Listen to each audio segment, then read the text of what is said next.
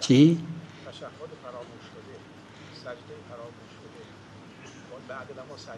بله بله. اعوذ باللہ من الشیطان الرجیم بسم اللہ الرحمن الرحیم. اس شخص کی نماز ہی باطل، وہ سجدہ جو بھول اور جو تشہد بھول گئے اسے فوراً نماز کے بعد وضو کے ساتھ اسے انجام دے. اگر وہ وضو اس کا باطل ہو گیا، وضو اس کا باطل ہو گیا تو اور گیا وضو کرنے تو اس کی نماز بھی باطل. ہاں سجدے سہو میں سے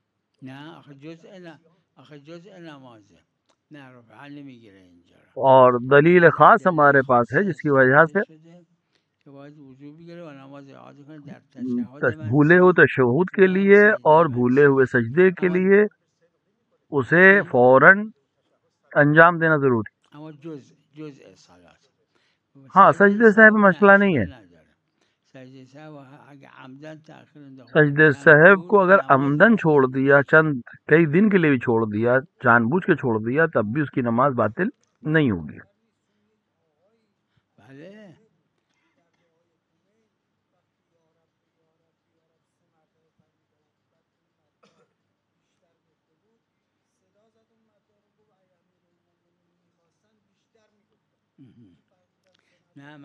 میں نے اجماع نہیں کہا یہاں پہ یقیناً اجماع نہیں، لیکن باتوں سے سمجھ میں آتا ہے. آپ 200 سے زیادہ جو موارد اس میں ہیں اس سے آپ ایک کبرہ کلی بنا سکتے ہیں کیونکہ بہت ہے.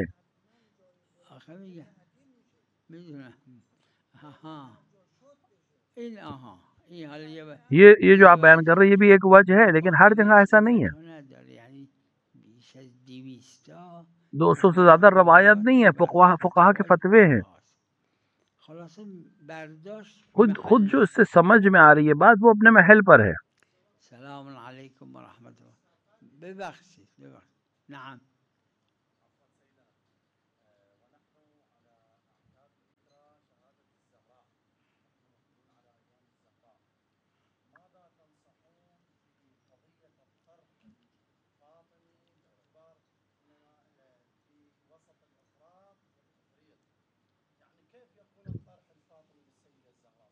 میں نے کئی دفعہ اس چیز کو جواب میں بیان کیا ہے اور اس طرح کے سوالوں کا جواب دیا کہ موارد مختلف ہے.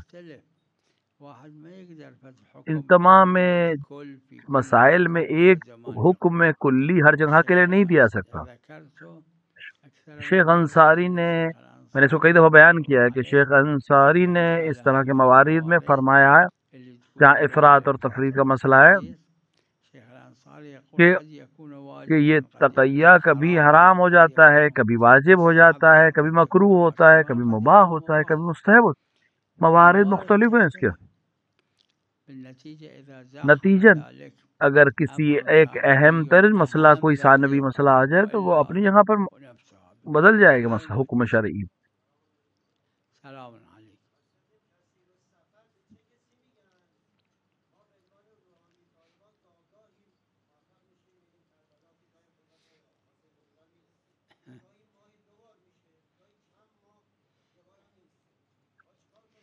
یہ جو جملہ کثیر السفر ہے کسی روایت میں نہیں آیا، یہ فقہا کی عبارت ہے.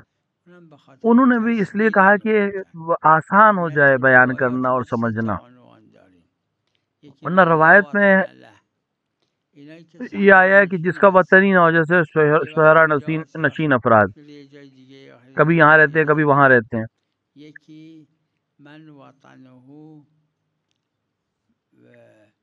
دوسرا وہ جس کا عمل سفر کرنا ہو.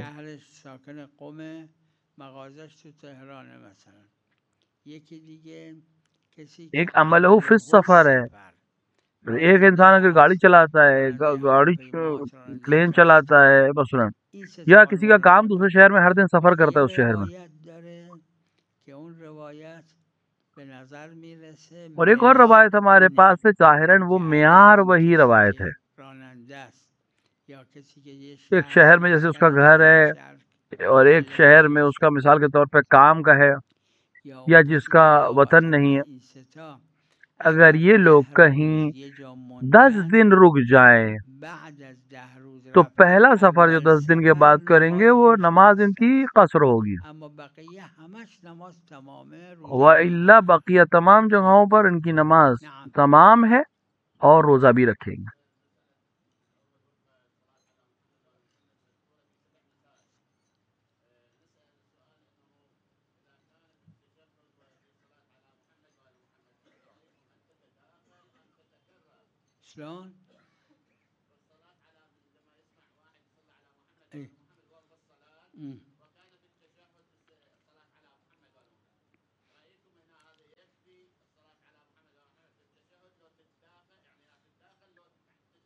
دونوں امر جائز ہے، یہاں پہ اس میں کوئی حرج نہیں، کیونکہ رسول اکرم پر صلوات ایک دعا ہے، 10 بار بھی کہہ دے نماز میں تب بھی کوئی حرج نہیں ہے.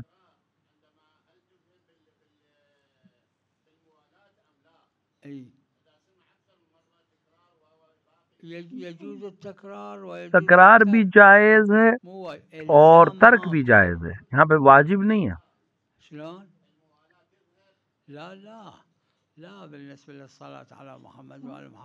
وہاں پہ موالات نہیں ختم ہو، کیونکہ بہرحال یہ دعا ایک حصہ ہے، نماز کا ایک حصہ ہے.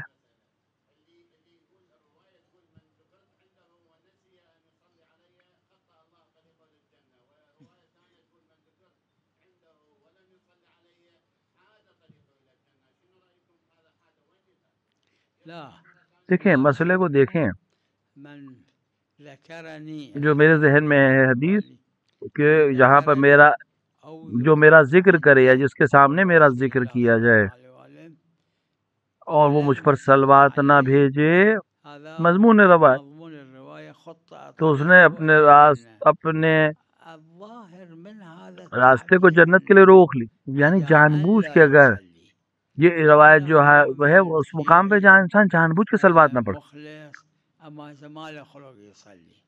یہ دشمنی والے افراد جو اسے تبادر یہی آتا ہے کہ اس سے مراد وہ لوگ ہیں جو جان بوجھ کے صلوات کو ترک کریں.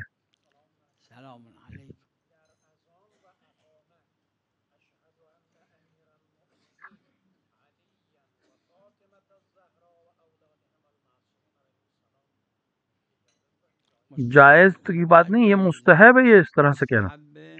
اور جز اذان و اقامت اور جز مستحب، جیسے قنوت مستحب ہے اور نماز کا حصہ ہے.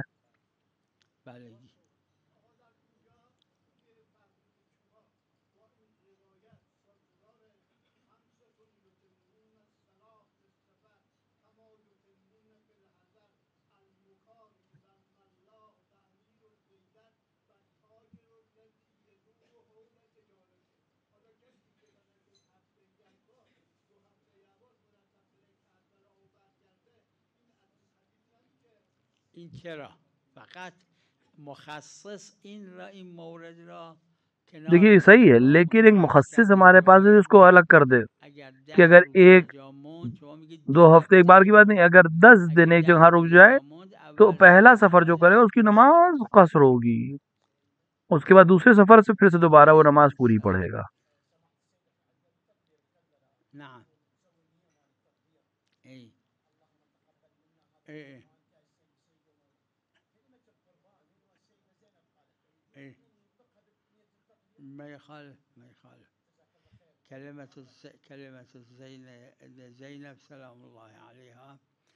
جناب زینب سلام اللہ علیہ کا جملے عظیم جملے.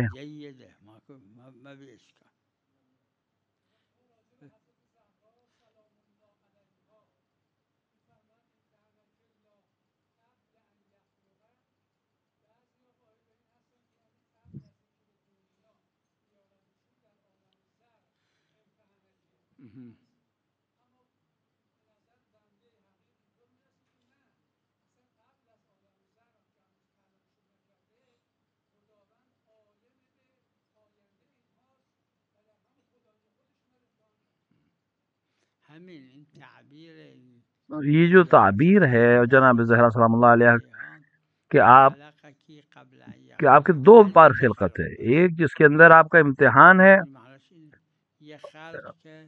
ایک خلقت آپ کی وہ ہے جو آپ جناب خدیجہ اور جناب پیغمبر کی اولاد کے لحاظ سے خلق ہوئی ہے، ایک نوری خلقت ہے آپ کی جو باقی 13 معصومین علیہ الصلوۃ والسلام کی طرح آپ کی بھی ہے۔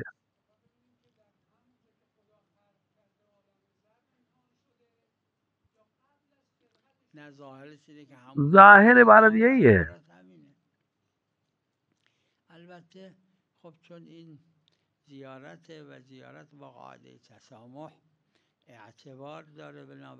یہ زیارت قاعدے تسامح کے لحاظ سے چونکہ عبارت یہاں پر موجود ہے لہٰذا ہم اس کو قبول کرتے، لہذا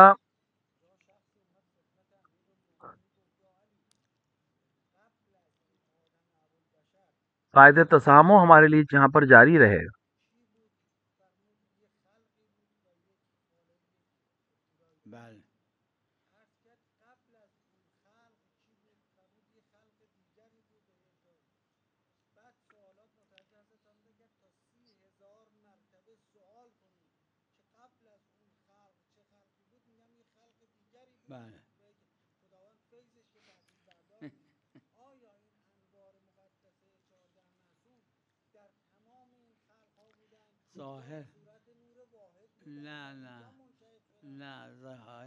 ظاہر روایات ہمارے پاس ہیں کہ خداوند عالم نے سب سے پہلے رسول اکرم اور آل رسول کا نور کو خلق کیا ہے۔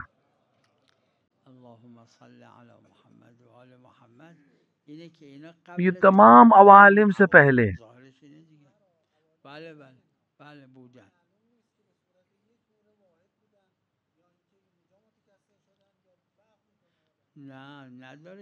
اس طرح سے نہیں کہ ایک نور تھا، یہ 14 نور تھے۔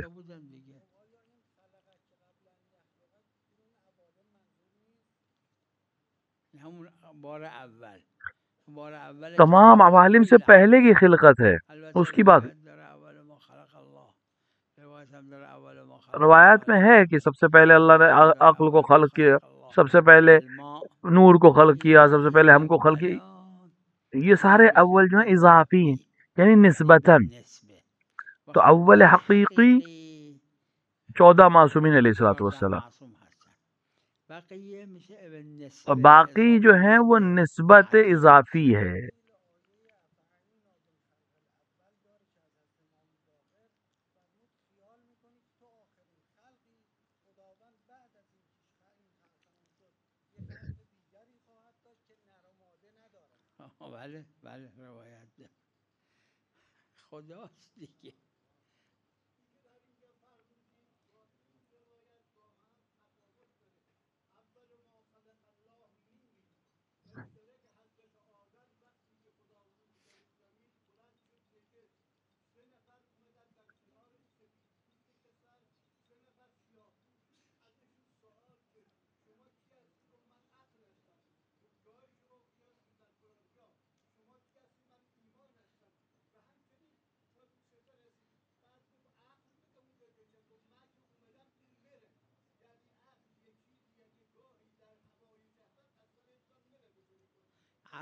میں نے ان سے بیان کیا، پہلا جو ہے اول حقیقی وہ 14 معصومین ہے جو متعدد روایات سے ہم کو معلوم ہوتا، اور وہ جو دوسرے اول ہے کہ سب سے پہلے عقل کو خلق کیا یا سب سے پہلے پانی کو خلق کیا، وہ اضافی نسبت ہے۔ روایت بھی ہے، معروف ہے، حوض علمیہ میں بھی بیان ہوتی ہے کہ ہر وہ عمل بغیر بسم اللہ کے شروع ہوا ابتر ہے، اور اسی طرح روایت ہے بغیر الحمدللہ کے جو شروع کیا جائے وہ نہیں پہنچے گا، بغیر شکر اللہ کے لیے بھی روایت میں ہے۔ تو یہ اضافی روایت ہیں۔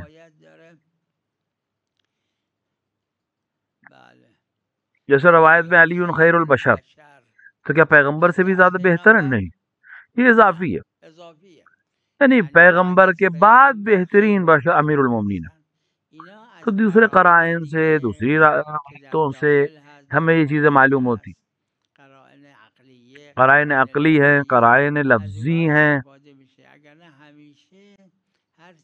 ورنہ ہر چیز ہمیشہ معنی حقیقی میں ہوتی ہے، لیکن ہمیں قرائن سے معلوم ہوگا کہ یہاں پر یہ حقیقی نہیں ہے، اضافی ہے۔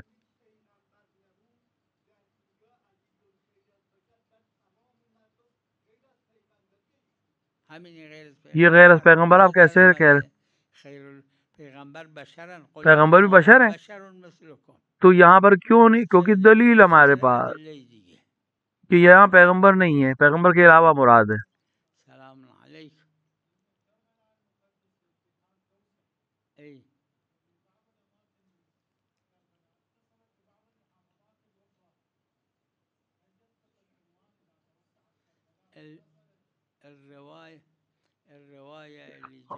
تمام اور اکثر علماء نے جس پر عمل کیا ہے اور استفادہ کیا اس روایت سے، مرحوم بھائی نے بھی جس روایت کو قبول کیا اور میں نے بھی اس روایت کو قبول کیا ہے، اس میں وہ ہے کربلا حرم الحسین۔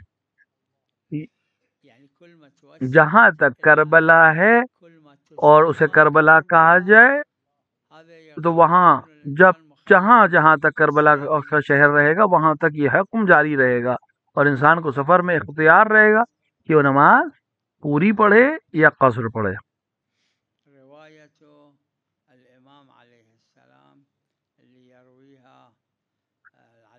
روایت ہے امام علیہ الصلوۃ والسلام سے، جو علامہ مجلسی اور دیگر علماء نے بیان کیا ہے،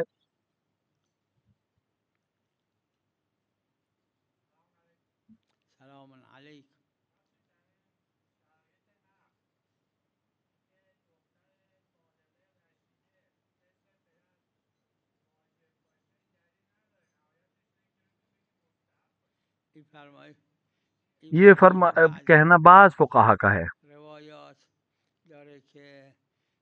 روایت میں ہے کہ وہ لڑکی جو بالغہ ہے، رشیدہ ہے، اس کو باپ کی اجازت کی ضرورت نہیں۔ بعض روایت میں ہے کہ اس کو اپنی اجازت کا کوئی فائدہ نہیں ہے، صرف باپ کی اجازت شرط ہے۔ بعض نے کچھ کہا ہے، بعض نے سلسلے میں کچھ اور کہا ہے۔ بعض نے کہا کہ نہیں، یہ اخلاقی شرط ہے، اس کی اپنی شرط کافی، اس کا اپنا راضی ہونا کافی ہے۔ بعض نے کہا کہ نہیں، ہر دو، یعنی دونوں کی رضایت۔ میری نظر میں حکم وضعی کے لحاظ سے حکم میں باپ کی اجازت شرط نہیں ہے۔ تقریباً 6 قول ہیں اس سلسلے میں اور الگ الگ روایات۔ یہ جو آپ کہہ رہے ہیں یہ بھی ایک قول ہے۔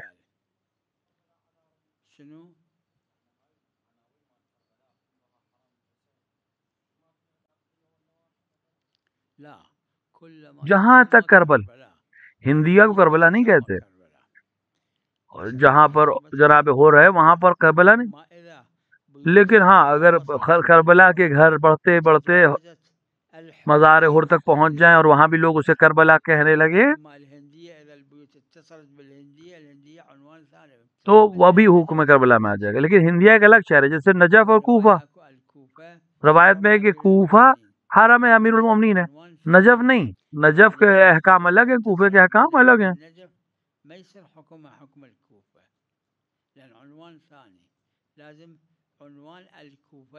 ضروری ہے کہ عنوان کربلا اس کے اوپر مرتب ہو سکے۔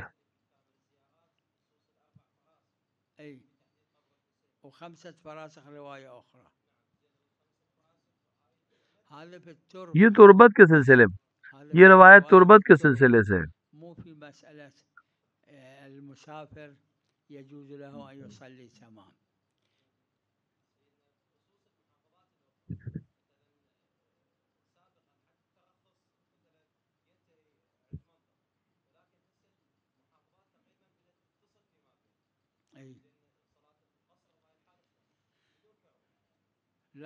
نہیں، کربلا کے علاوہ نہیں، پوری دنیا میں مسافر قصر پڑے گا سوائے 4 جگہ کے، مکہ اللہ کا حرم، مکہ مدینہ رسول اللہ صلی اللہ علیہ وآلہ کا حرم، کوفہ امیر المومنین کا حرم، اور کربلا حرم الحسین۔ مسافر کے لیے جائز ہے کہ ان 4 جگہوں پہ نماز کو پوری پڑھ سکتا ہے، ولو 10 دن نہ رک رہا ہو۔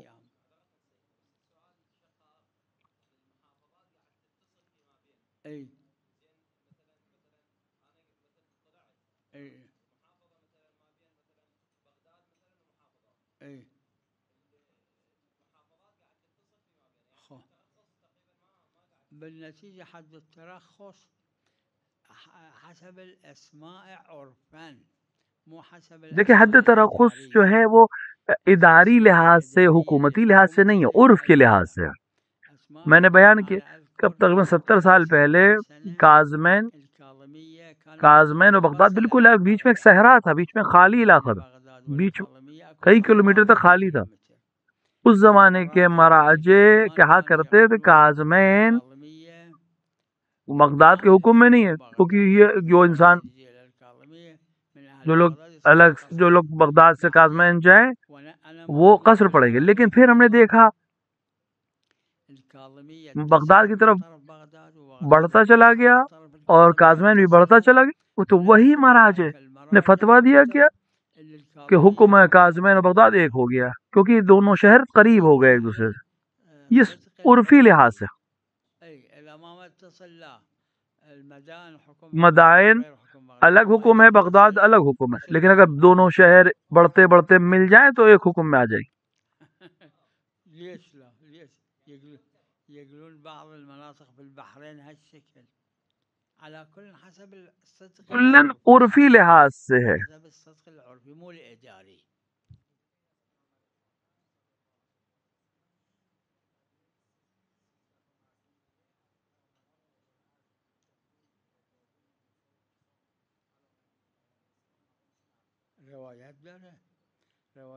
روایت میں ہے کہ یہ 14 معصومین سب سے افضل ہے، اور یہ مسلم ہے، تشیع کے مسلمات میں سے کہ 14 معصومین سب سے افضل ہے۔ نعم شلون اي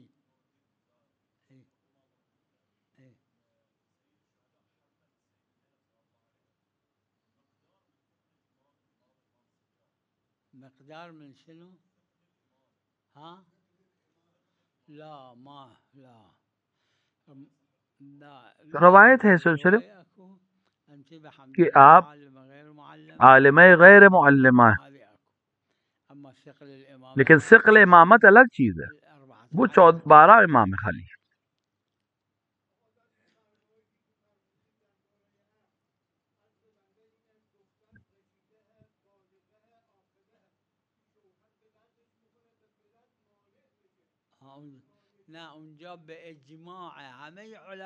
وہاں تو اجماع ہے کہ یہ اگر لڑکی نے کسی لڑکے کو انتخاب کیا عرفی لحاظ مناسب ہے اس کا، اور باپ رکاوٹ بن رہا ہے، تو تمام علماء کی نظر میں یہ اذن ساقط ہو جائے گا۔ اجماع بھی ہے ظاہراً اس کے اوپر۔ رشیدہ کی بات ہو رہی ہے۔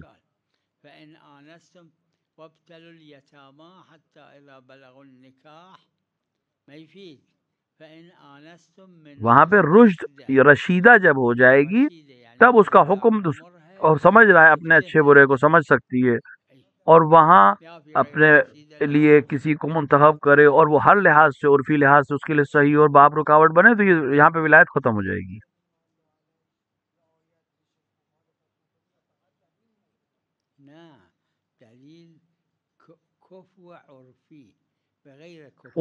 کفو عرفی کی بات ہو رہی ہے۔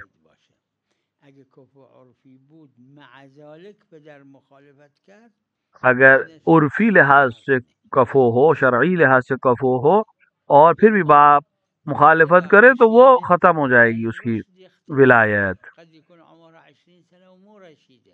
کبھی کبھی اور رشادت شرط ہے، کبھی کبھی ایک خاتون 14 برس کی ہوتی ہے، رشیدہ ہوتی ہے، اور کبھی کبھی رشیدہ 20 سال کی بھی ہوتی ہے، رشیدہ نہیں ہوتی. اگر 10 سال اس کی عمر ہے لیکن اپنے مصالح کو سمجھتی ہے، رشد عرفی شے ہے.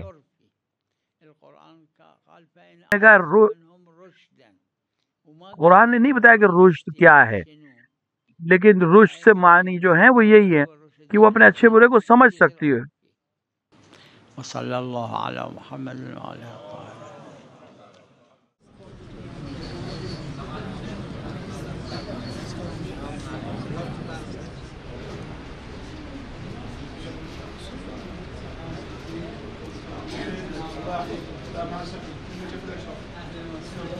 الله